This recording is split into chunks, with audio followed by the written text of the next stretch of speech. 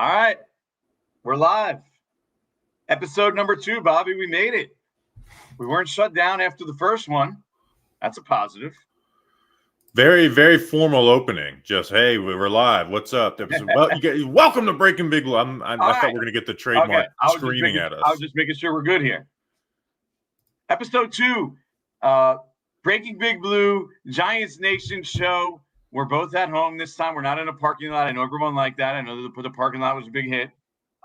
We got the Giants Nation show sticker freshly pasted on the wall. Okay. In the home office.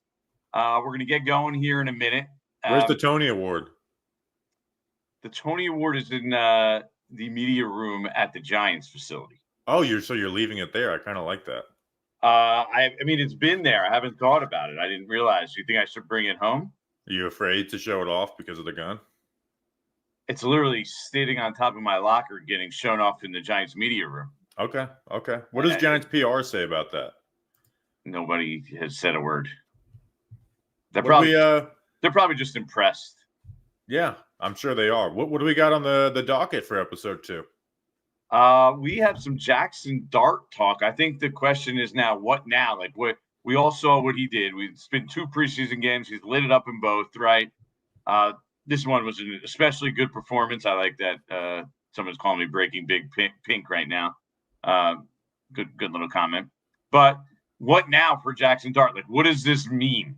Like, how close does this put him to A, either getting in a game, or B, being the backup? Because I think that's an interesting show now. Interesting topic now is, at what point can Jaxson Dart at least push himself or work himself into being the backup to Russell Wilson, or do you still just stick with Jameis Winston because he's the veteran? He's done it before, coming mid-game and so forth and so on. So that's an interesting little, wrinkle to it as well. And then we'll touch on, I reported on the Malik Nabers stuff, touch on that, Andrew Thomas's status, and we'll play a little game, me and you. Full speed ahead or slow down. We'll talk about a bunch of hot topics with the Giants and whether we're buying it, basically, you're selling it at this point. So how's everything with you, Bobby? How's being home? Good. Very, very good to be home. So I don't think I told you, we were going to stop on the way back down, and I was like, you know what? Screw it. I'm going anywhere, like spend a night somewhere, probably in South Carolina. I wasn't sure if you had a south of the border something planned, because I know I've seen that. That's what the mustache is for. 2 weeks. Big announcement on that episode. Actually, probably the biggest announcement since the move to Giants Nation show. On for that live show. So that's what the mustache is for. So we did stop at south of the border, but we didn't sleep anywhere, and just 21 hours straight drive, and I pulled it off. Wow. Animal. Yeah, it's big time right there. That's a lot of driving one day. So let's get started here with the Jaxson Dart stuff, right? Because I know, look, let's just get it out of the way. He played really well. We're not going to sit here and say, were you impressed? Did he play well? I think everybody, I don't think there's any debate. Do you have anything to say about that? I mean, he did what they asked him to do. A lot of it was easy throws. They schemed up for him.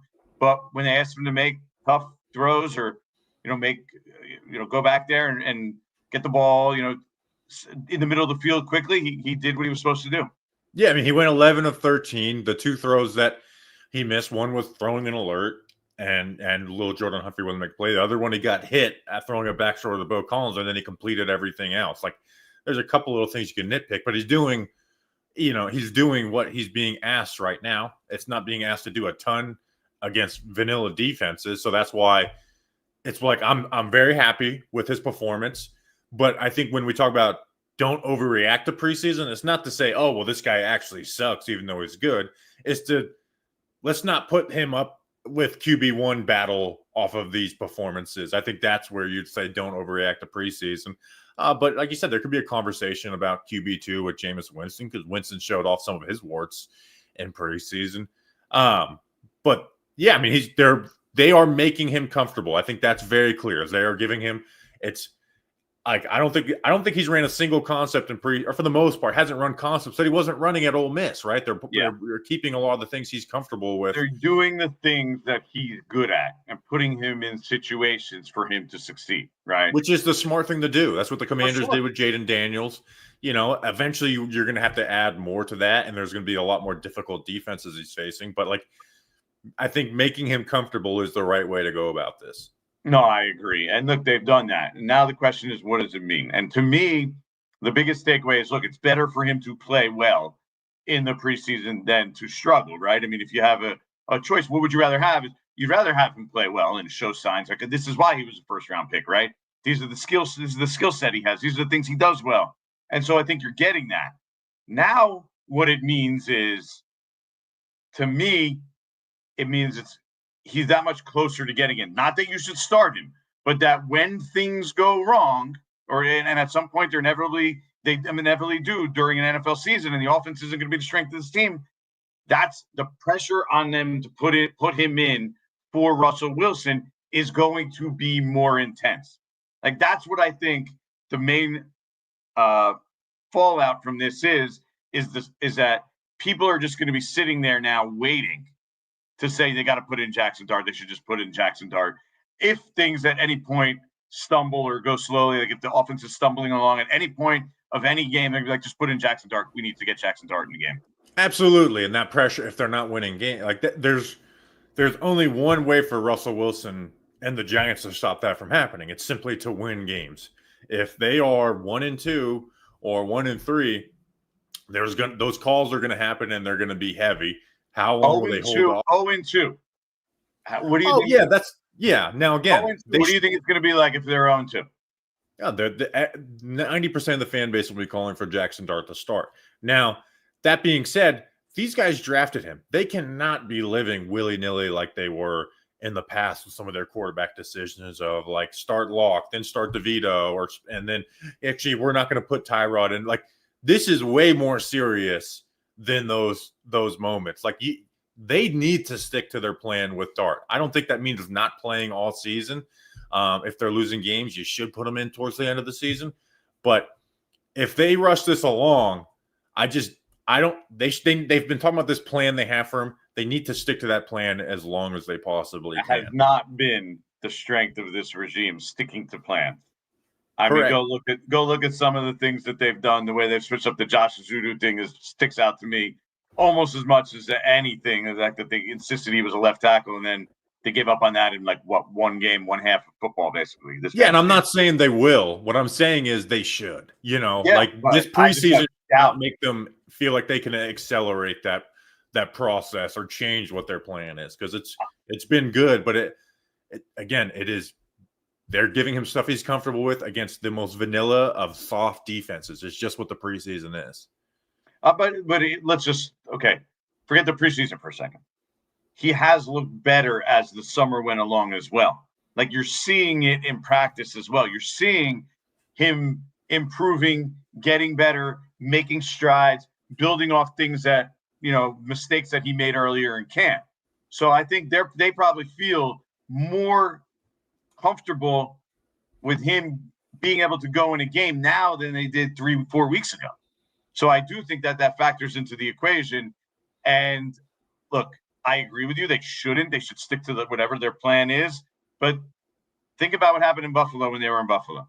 Their plan was to sit Josh Allen. He went in the first half of the first game once there was an injury. So I don't know. I don't know if I have full confidence in them to stick through this whole plan, whatever it may be, because obviously Brian Daboll is not going to tell us what that plan is.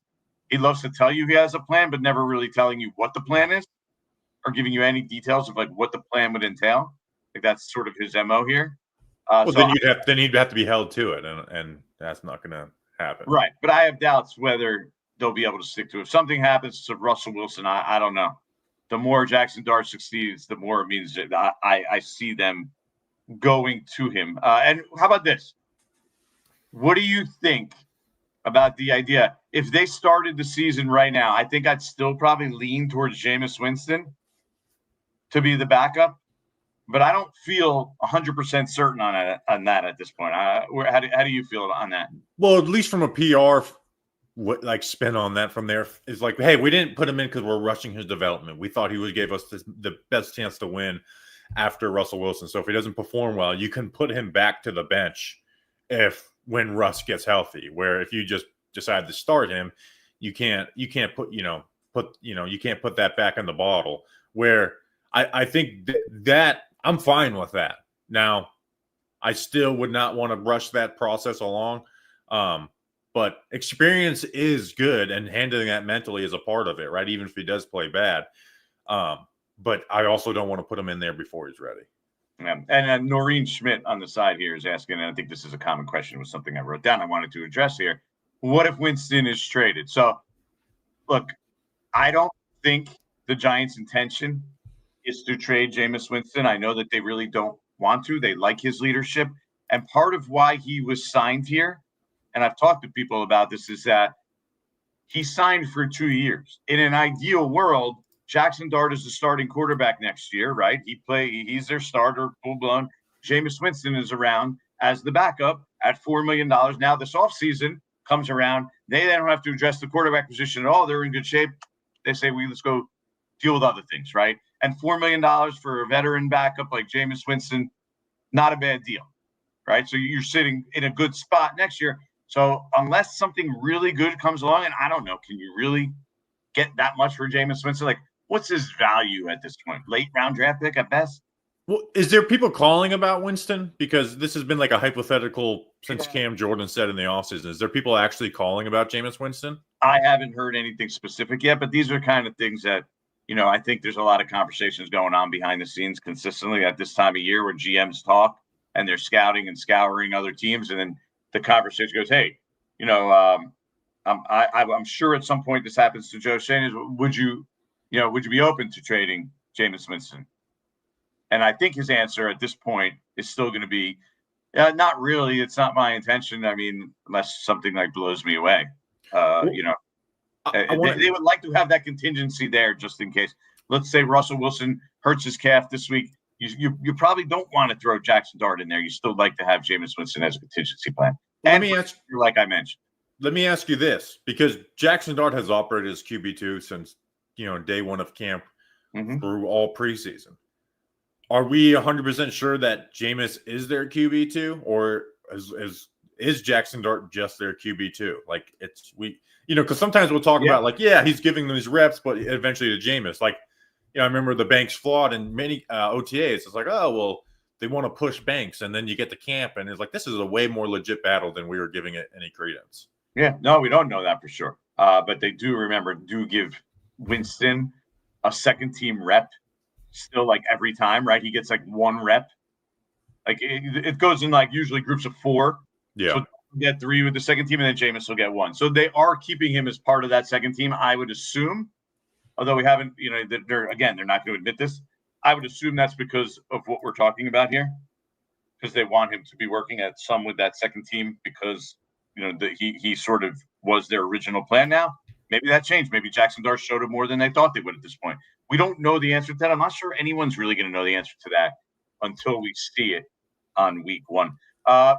Real quick, let's do the Malik Nabers thing, because I reported yesterday. Was it yesterday? Yeah, today's Monday. So Sunday, like yesterday, he's dealing with, and I mentioned something about this, I believe, in last week's show, that he had a minor injury that wasn't related to the toe, and it's a minor back injury, and normal camp tightness is how someone explained it. So from what I understand, to me, it seems like it's not something that anyone's really overly worried about. But at the same time, it is a back, so back injuries sometimes make you a little leery. But if this weren't like, at that point, it's like, do we really want to throw him into joint practices? Or like, why don't we just play it safe? So to me, it seems like, from everything I've heard, is they just have elected to say, you know what, why are we going to throw him into joint practices, rush him back there, put him in a preseason game on a short week again? It's not worth it. Let's just string this along, let him rest up that toe a little bit. Maybe that was giving him problems in the spring. Let him get 100%. And look, if your back was really bothering you, would you be standing on the sideline for the entire game? I don't know. But so there's no chance he misses week 1?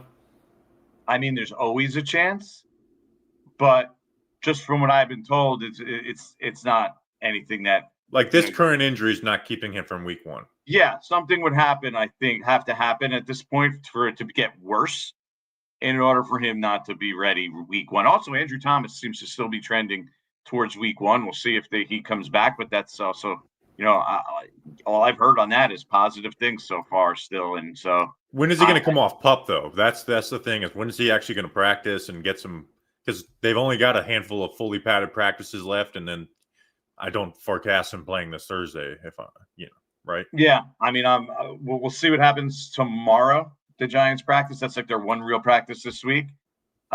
Maybe he comes off. I don't know. It seems like it's going to be sooner rather than later.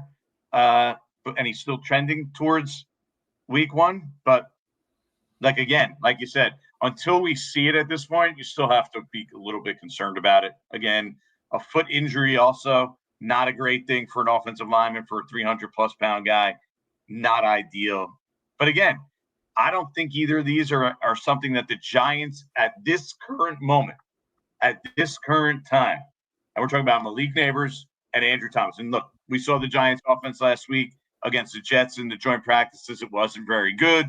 It's very hit or miss without them. They're going to be a bottom 5 offense if the two of them don't play. I don't think that's anything crazy for me to say or anyone to go nuts over. If your two most important offensive players and best offensive players are not available, you're not going to be very good. We know that. Duh, right? Like, no crap. Right. But it seems like those are both heading into a positive direction. So until further notice, I don't think it's a reason to sound the alarm on Malik Nabers and Andrew Thomas. So do you think Malik Nabers is going to be at practice, or is that just waiting till week 1 prep? He comes, like we've seen that before with the Giants, where there's guys who even miss all of camp, and then week 1 comes around and they're not on that first injury report. I think he'll come back soon. But I mean, is it really worth? Like, they only have one practice this week. It's on Tuesday, so if he's not going to play in the preseason game, which I don't think anybody would want him to play in the preseason game at this point, right? What's the point of bringing him back to practice on Tuesday? Another question. Maybe next week seems more realistic to me. Another question. Are starters playing Thursday? Brian Daboll was very adamant about, after that first preseason game, that the starters are going to play this preseason as long as they're healthy. So I actually think that there's a good chance that we do see them again, maybe a limited appearance, but I think there's a good chance at this point that we do see them again on Thursday night, although might be just a very limited appearance. But we'll see. We didn't have practice yet this week. That's usually when you could tell, kind of by the way they start preparing, or whether they're going to play or not, and you get some hints there. But at the moment, we do not have them. But Brian Daboll's words after that first preseason game is, "We're going to play our guys this preseason as long as they're healthy." That proved 100% true in week 2 of the preseason. I think it's probably going to, ring true in week 3 as well. Okay. What's your feeling? Do you want them to play? Maybe a drive, but at this point, I think they've played enough, right? Like, you don't, I give these guys their rest. Like, if they play, fine, but I don't think on a short week they're going to give them a ton of playing time. So at this point, after they played a little bit week 1, a lot week 2, what are you accomplishing by throwing them out there for one series? I mean, yeah, but we can make that argument. Why teams have been doing that for decades? I would put more effort on a fully padded practice than throwing them out there for the starters out there for one series. Now Dart backups, I would have them playing a ton, right? I wouldn't give like the first backups at these spots time off like they have in the third preseason game, but in fact, I'd give Dart the entire first half, and maybe you have James Hudson and like kind of sprinkle in some of those guys in there who aren't your locks. But Russ, Burns, Kayvon, Abdul Carter, Adebo, Holland, Nubin, and Nubin's dealing with an injury. I'm not putting those guys out there. Yeah. I think that they've been leaning in that direction. So if I had to guess, and I am just guessing at this point, I think they would, but we'll see. Thursday night, Patriots preseason 3, got to play Jaxson Dart. This is probably the last time we're going to see him for a while in a game environment. So you want him to get as much game experience as possible, especially with the possibility of Russell Wilson plays really well. That you might not play him at all this year. Like that is in the realm of possibilities. It might be slim, but it is completely possible. Russ plays great. Turns back the clock. You're not going to see Jaxson Dart, so got to play him. He needs the experience. Get him in the game. Let him go out there. And again, like you said, I agree. You can't have him out there with just third string offensive line. You got to play some offensive linemen that you trust and protect your asset and your investment there. Right. 100%. So right. All right. Let's go to a little bit of segment. We'll do full speed ahead or slow down. Right. I'm going to name 6 different scenarios here. 6 things that are going on. And you're going to tell me whether you basically buy into them or you think we need to just slow down. We don't, slow your roll on them at this point. Okay. Can we do the game as Bam or no Bam, and Bam is good? Bam or no Bam? Okay. I like Yeah. that. Okay. Bam or no, but what does that mean? Give me you give the question and you'll see soon enough. Because we don't have official transition, so we're gonna do a little TV on here. Okay. Yeah, we're just flying by the seat of our pants at this point. But we'll get this settled in. We'll settle it, and I'll settle as we move forward here. All right. So Bam or no Bam? The Jaxson Dart hype. Where do you stand at this point? Bam. I don't want to throw cold water on it. I'm excited. I'm excited to see good preseason. Now, again, I have learned just to not overreact to preseason. It's bit me in the past, and I'm sitting there being like, Carter Coughlin can play a little inside linebacker and give you, and then he never actually even plays linebacker ever again for the Giants. I remember the 21 preseason. I remember it's like guys who really had a great preseason. Will Hernandez and O'Shane Ximines. Ximines was terrible. Will Hernandez had the worst year of his career. And we've seen it with young quarterbacks countless times, for some of the guys who ended up being the worst, some guys who've been middle rock. So, but like you said, Daniel Jones had one of the best preseasons we've ever seen. We have to be honest. But I'd rather see good than no good. So am I sitting here being like, taking like, oh, he's the guy. The Giants got their guy. No, I'm not going to say that yet. But I am going to be happy that the rookie quarterback is doing well. Like he can only do what they're asking him to do. And he's doing that part well. Yeah, I'm also going to go Bam on this one. Bam! Because, look, like you said, it's better than the alternative. We'd rather him play well than not play well. He's gotten better throughout the summer. It's not an ultimate you can't just automatically correlate that to regular season success and automatically say Jaxson Dart's going to be a stud. He's, I heard somebody, I'm not even going to name names, say he's basically going to win multiple Super Bowls. Like, come on, that's ridiculous. But it's full speed ahead to think that this guy has potential to be a really good quarterback in the NFL. You never know until they get in there in real games. But there's no reason to not believe what you've seen so far. Number 2, all right, Bam or no Bam? Bobby Okereke is falling out of favor. We saw him basically play at times with the twos, Darius Muasau. They did kind of like a 3-man rotation there with Darius Muasau, Michael McFadden, and Bobby Okereke. I'm going to say no Bam, but I'm going to defer to you. I want to know because here's the thing: is I don't want, and this is a good thing about this podcast. I get to call out reporters in some of their games. A lot of times, something happens, and you're like, "We saw this coming." It's like, well, you didn't say shit about it. Is he falling out of favor with them? Brian Dable gave a long answer, almost like defensive. In a sense, By the way, no one asked him about that specifically either. Right, which brought that up unprompted, which was definitely curious. Definitely prepped on that, So, like, you tell me because I don't know. Yeah, I'm gonna say slow down. No Bam. Also, that's good for people who are wearing headphones. I realize, so I think we're gonna get rid of that drop. Oh, okay. But we'll just keep it going for now. So just because I like it has a ring to it. No Bam, because Bobby Okereke is still the starting middle linebacker. I do believe they really like Darius Musa more than most of us believe. And we've seen like little hints that they like him more than we believe. But I also don't think it means that they're done with Bobby Okereke. Now, maybe next year, they would do the transition over to Darius Musa if they think he's that good and they like him. I don't personally see it. I mean, we talked about this last week.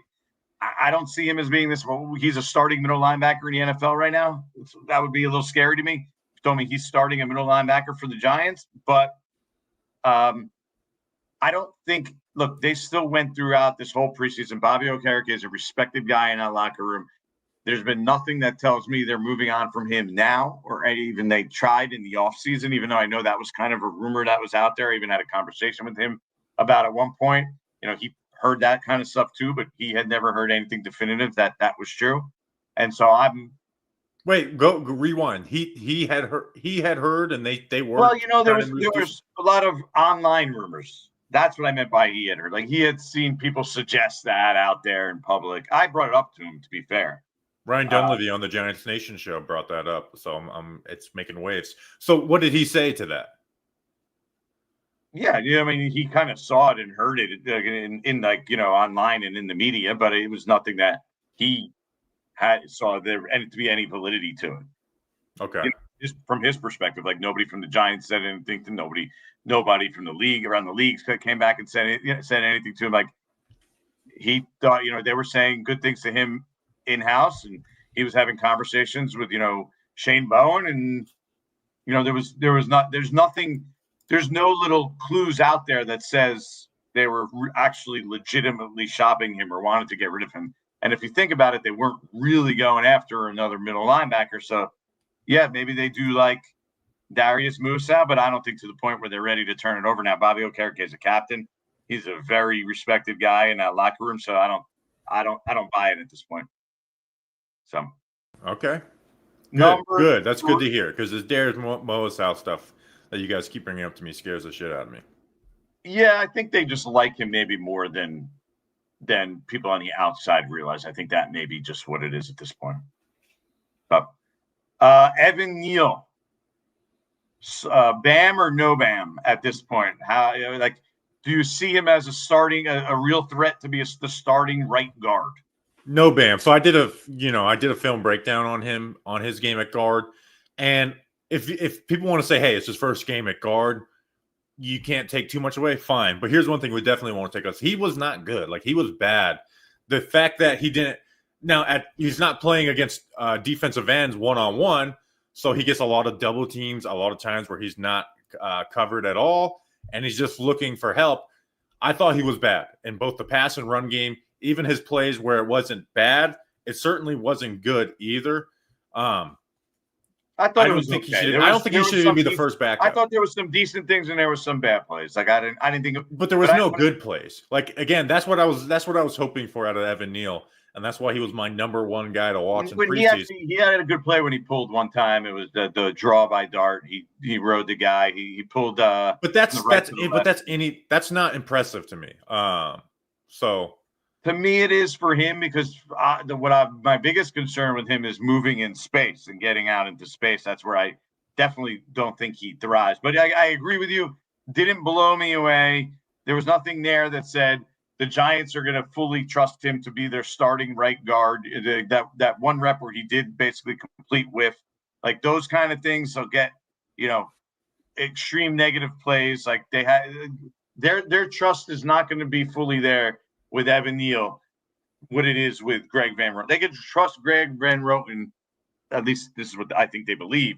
They could trust Greg Van Roten to do what he's supposed to do and do what's expected and do play at a serviceable level. I'm not sure they think that Evan Neal can do that consistently at this point, although they're certainly trying to sell it publicly. I just – the fact that Greg Van Roten is still the starting right guard and Evan Neal hasn't really even – made a serious push at that tells you all you need to know where he really is this summer so far.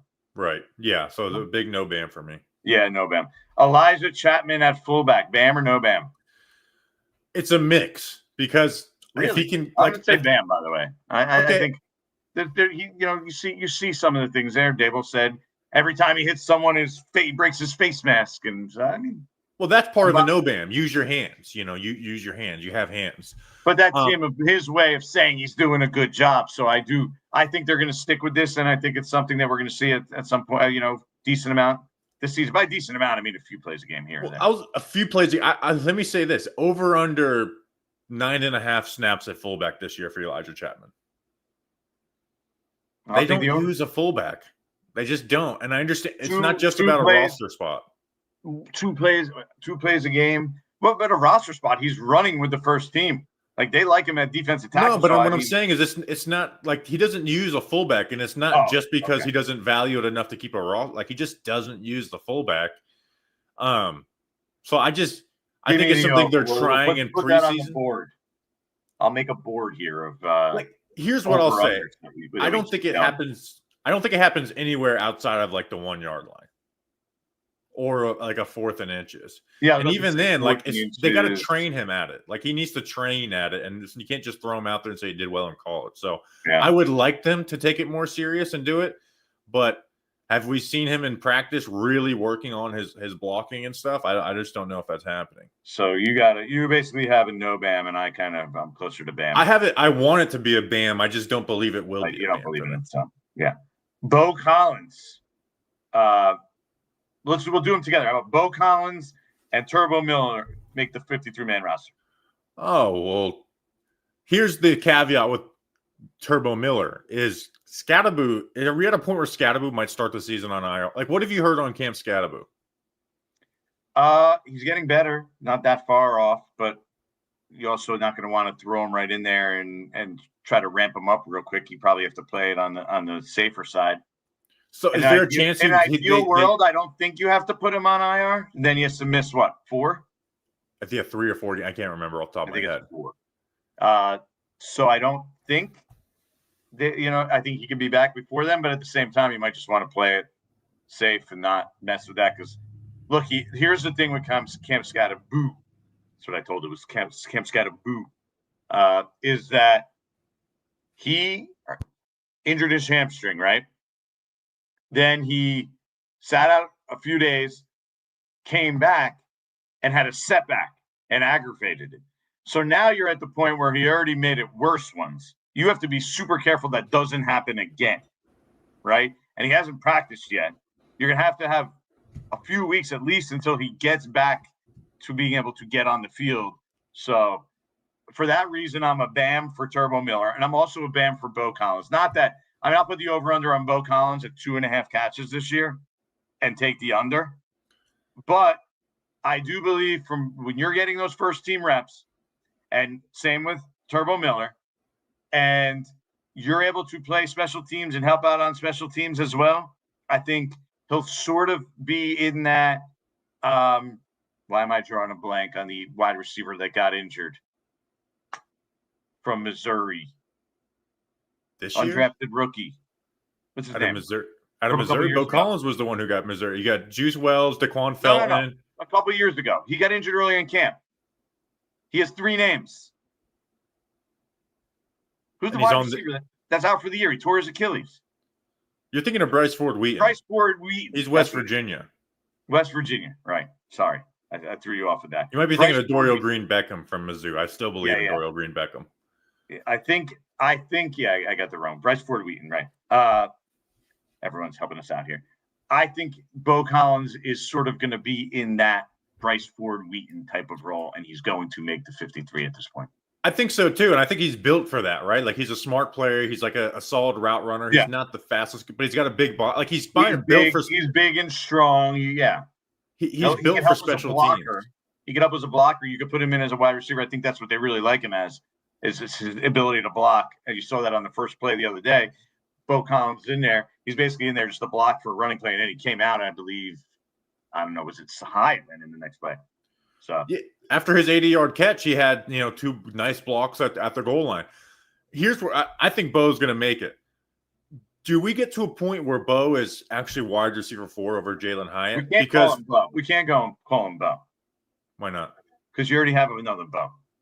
Marcus. Okay, but is Bo Collins higher than Jalen Hyatt on the depth chart? As a Not receiver, because because as a he does receiver, more no. than Jalen Hyatt, but As a Hyatt also. receiver, no. Jalen Hyatt will play real receiver snaps. Okay. I don't. Yeah, that's just something I wanted to know. I don't think Bo Collins at this point. I mean, I get it. He's in there now because other guys are injured, but when Malik Nabers is healthy, and Darius Slayton is healthy, and Jalen Hyatt is healthy, Bo Collins is not going to get on the field. Okay. Now I want to throw some cold water on the Turbo Miller. Okay, let's hear. I feel like he's a preseason player because he's so fast. You get him on these screens, and he can run really fast. And defenses are just not prepared for screens in the preseason. Now, the Giants actually had their best screen season since 2019 last year, so they have gotten better at it. He's averaging 2.6 yards per carry. Like, he bounces anytime the look is muddy, he just bounces it. He's not very big. I just think if this team didn't have Devin Singletary with his cap hit, I would be like, yeah, keep him. You know, give him a few, give him some passes here and there throughout the season. But as far as like carrying the ball like 5 times in a game, I think Turbo Miller is a preseason. What about being a third down back until Skattebo is healthier? But even then, Tracy's like good in that role. Like Singletary's been good in that role. So, like, and he can't block. Has he been asked to block yet? Tracy had a lot of. He actually didn't catch the ball especially well last year. Sure, but what I'm saying is when Skattebo's there, that's like the perfect role for Skattebo. Has Dante Miller had us? But I'm not sure if Skattebo is going to be there to do that week 1. There you go. That's got to be a serious question, don't you think? That's the role, is what I'm saying. I don't think he's above any of those guys on the depth chart. We look how many running backs have had these great preseasons that we've fallen in love. Hell, Eric Gray is amazing in the preseason.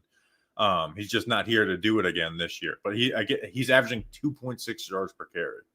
And you can't, with the volume he's getting, you can't blame that all on off. And it hasn't been terrible run blocking offensive line play either. We're basically 18 days 20 days from the opener, right? 20 days from the opener. 3 weeks from yesterday was the opener. So you don't really practice this week. So at the very best, Cam Skattebo can come back to at least start doing individual drills on Sunday, let's say, for the most part.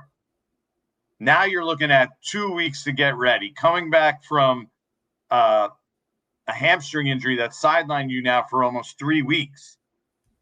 Is that really enough time to even get him ready and not risk him aggravating that injury? That's very tight. That's a tight timeline. I'm leaning towards them needing another running back, and that puts Turbo Miller squarely in the lead for that, right? If they keep 3 running backs and we're not counting Skattebo in that group, then Turbo Miller's getting a roster spot. Sure, but my question is bigger. That's fine, but let's say Skattebo just randomly got healthy tomorrow. I think Dante Miller would be cut. And still kept on the practice squad, and if someone gets injured, he gets called up. If you told me he was fully healthy, but he's not, and he's still a risk at this point because if he comes back. So again, while Skattebo's dealing with that, hold on to him. But I don't think he's ever someone who's going to be getting. So you're no bam though. You're not fully bought into him being a part of the 53. It might be temporarily, but if it is, it's not for the long haul. Also, you probably can get him on the practice squad. You can't get him on the practice. We worry about guys who aren't drafted and haven't done anything in the NFL in regular season don't get claimed off of waivers. It just doesn't happen. Right. We get over worried about that every year. I thought about doing some roster stuff, like bottom of the roster stuff of who makes it and who doesn't, and what our impression is at this point. But that's a perfect thing I thought for next week. So we'll get more into that next Monday because the cuts are on Tuesday.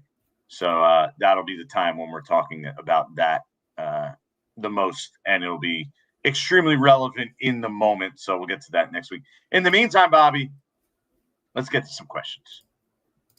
All right. What do you think? Let's get to some questions. First, Juicy White Man said, what are your thoughts on the cornerback 2 battle right now? Go GNS. Yeah. Deonte Banks has a little minor injury going on. So and then obviously Cordell Flott just came back too. I think that's still up in the air. I think that's a 50-50 coin flip at this point. I don't think anyone has really fully taken control. obviously that play by Flott the other day stands out, but is one play really enough, Bobby, to put you into the starting role? I still think there's work to be done. He missed time, and can you trust him to stay healthy? Definitely debatable. So I still think we're at a coin flip. That's the one position I look at with the New York Giants and say that one's still up for grabs. Right guard, I think, is pretty much over. That's Greg Van Roten. He's been the primary right guard since the start of the spring. Why is that going to change now? But CB2, yeah, I think that's up in the air. Okay. Elvis Ant, this really isn't a question, but he did do a super chat. It said, give Dart what he's comfortable with. Concerns me the staff gave Jones the same first year, and look what happened second year in. Defenses figured it out. Yeah, at the end of the day, good quarterbacks figure it out. So I'm fine with keeping them comfortable early on.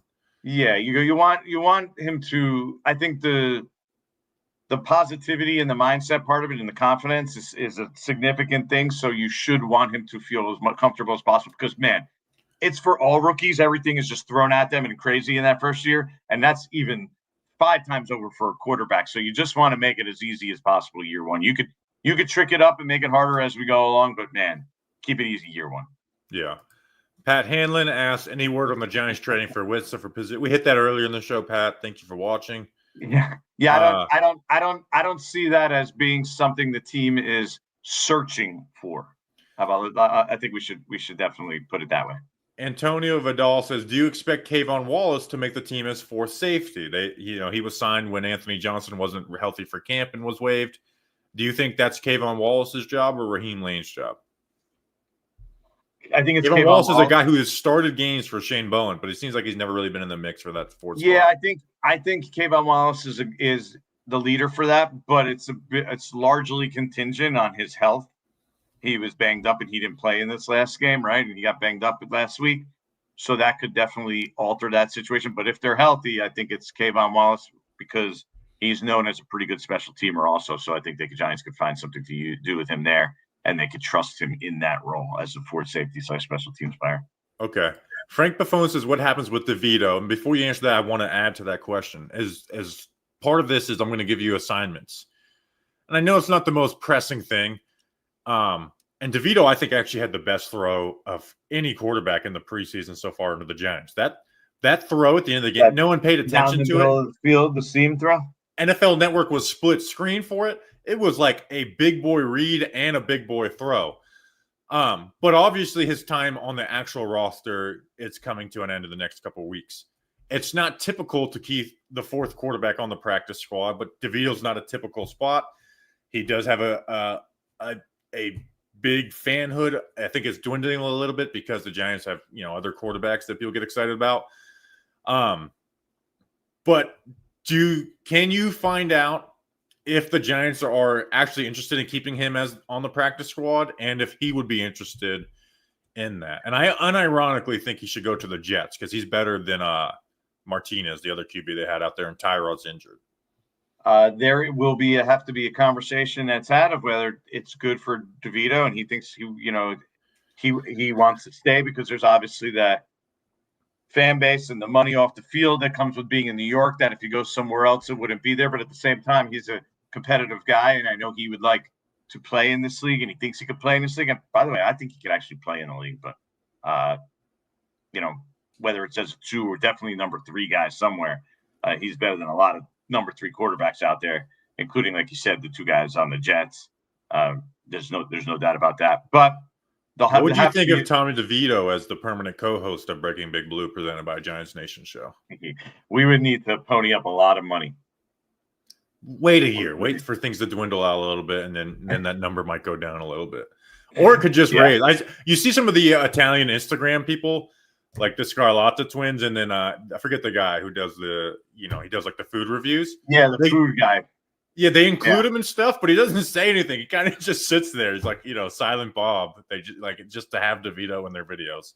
Every once in a while, like, what do you like? Chicken Parmesan or marsala? He's like chicken parm with vodka sauce. Yeah, and then he doesn't expound at all. So I find those very Bring up Pat 5760 because we'll address that real quick. Love you guys, Jordan. You need a microphone now. I have a microphone. I'm trying to see this. Yeah, it wasn't wasn't working correctly, so we had to go without it. But we'll have that fixed by next week, and the audio will be a little bit better. Sorry about that. That's my bad. I don't know. Something with the connection wasn't right there. It kept connecting. I'm going to get you one at Walmart. Let's see. Couple other questions. There was one that I wanted to hit on. Damn it, where is it? Oh, it was actually a highlighted one. Jamie Busel says, great show, gentlemen. Do you think the Giants are busy when it comes to the waiver wire? Also, anything on Christian Wilkins? We kind of thought they'd be busy last year, and all they did was add Anthony Johnson, who never really played any snaps for them. Yeah, they're deeper this year. I think they'll be a little bit less active, but they're always looking, and I think there's certain positions where I could probably see the Giants looking at guys. Cornerback might be one, right? Safety, depending on health, could be one again. But there's less needs this year, so I think it'll probably be less active than they have been in the past. They're a deeper team. They've at least filled out the roster better. And Christian Wilkins, I wouldn't expect that to happen. There's a lot of that goes into that. Also, is he going to play anywhere? I'm not sure he's healthy at the moment either. So from what I heard, he's not healthy at the moment. So, yeah, I wouldn't expect anything on that anytime soon. Also, we have 722 people in here. Dave Davis would be more likely, and I know people have brought that up to me in the past. That's a guy I think the Giants would be way more open to because the Jacksonville situation, he basically comes on the cheap because Jacksonville's paying him. The bigger question is what Gabe Davis, he gets to kind of choose where he wants to go because he's not he's already getting paid by Jacksonville. So what's the ideal spot for him? Is the Giants really the ideal spot for him? Is this a better offense? Another team that maybe would just put him in there as the number 2 wide receiver and give him a shot there immediately. It would seem to me that those other options could be better than what the Giants have to offer. So we come to you for the sources, but I actually have sources. Says someone that listened to the last episode. He's between the 49ers and the Bills. Pretty sure those were the 2 teams. I kind of tuned out when I realized the Giants were out on him. Yeah. So between the Bills and the 49ers. It's not necessarily the Giants being out on him. It's him wanting to go somewhere else where he has a better role for him. Right. And which you fully understand. Like, if you're Gabe Davis, you're playing for a contract next year, right? That's what it's all about. You got to put yourself in the best position to be successful and put up numbers. It's probably not going to be with the Giants. Yeah. I was saying, like and subscribe to the channel. We only had 222 likes, like over 700 people in here.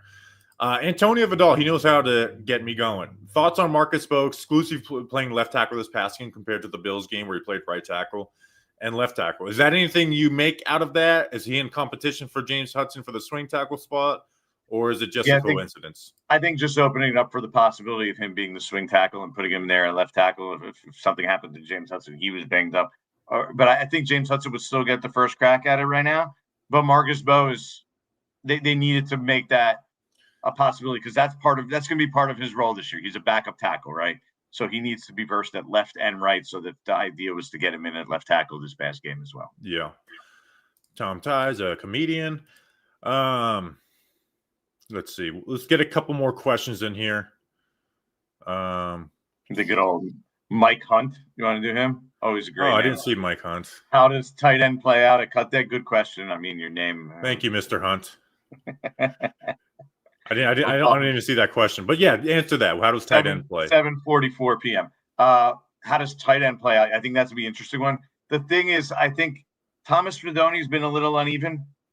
I think the likelihood is he'll end up on the practice squad. Remember, he's a 7th rounder. I don't think anyone's going to claim Thomas Fredoni and guarantee him a spot on their roster. So I think that's one of the solutions there. Daniel Bellinger, not a guy I think the Giants were looking to move on from. I think his spot was generally safe. He said I believe he's going to be back soon. I know he's missed a little bit of time here, but I still think he's good. And I know people are like, adjust his contract, whatever, or cut him. I don't think that's the Giants' intention. I think it was more Raheem Nunez-Roches and Graham Gano's contracts who were in the crosshairs, and they had to show that they were valuable pieces to them this summer, which, by the way, I think they did. So the Giants are going to probably have to find other ways to make money and make the money work this week, by moving money around with veterans. And not a big deal. I don't think anybody should go nuts about it, but that's just how the NFL works these days. Okay, we'll finish off on this one by Elvis. Any rumors around the league of surprise cuts? I know this is probably a difficult question to answer. Yeah, especially if you knew about them, then they wouldn't be surprised. So no, I mean I haven't really talked to people with other teams about who they're cutting.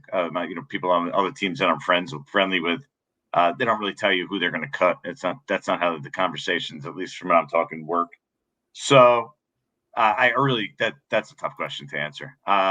There always are, but here's the deal, Bobby. Like, what position are the Giants looking at where they could definitely need players? I would say you probably look at wide receiver, maybe. Really? Though? I mean, you have guys like Bo. You have Hyatt. I don't think so. I'd say If defensive there's someone tackle. that they really like, safety. Defensive tackle and linebacker. I don't know about defensive tackle though. Like they have all these guys. We might not think they're very good, but they have a lot of guys there. Granted, I'll say Roy Robertson-Harris has been better in preseason than I expected. So yeah, he's been really good in preseason. I actually talked to somebody recently about Roy Robertson-Harris. I'm like, what's his deal? Like, what happened when he went to Seattle last year? Why didn't he play a lot? And from what I was told, is like he's not a great player. He's just a rotational player who is better as like a defensive end to set the edge. He's not a consistent guy who's going to rush the passer. Like he's more of that set the edge type defensive end type guy.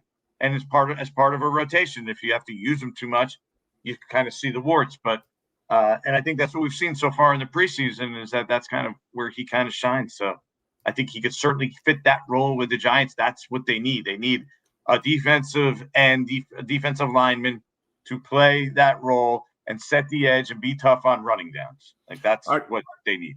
This is actually when I want to finish off because we get to schedule our next episode. So the Giants play on Thursday. Cut down day is the Tuesday after. Will the Giants wait around for Tuesday next week to do their cuts? Some teams do it, 3 days. Once their game's over, they do it all the next day. Do you see the Giants? Last year the Giants did like an initial wave of like 10 guys and then waited till the end to do the rest.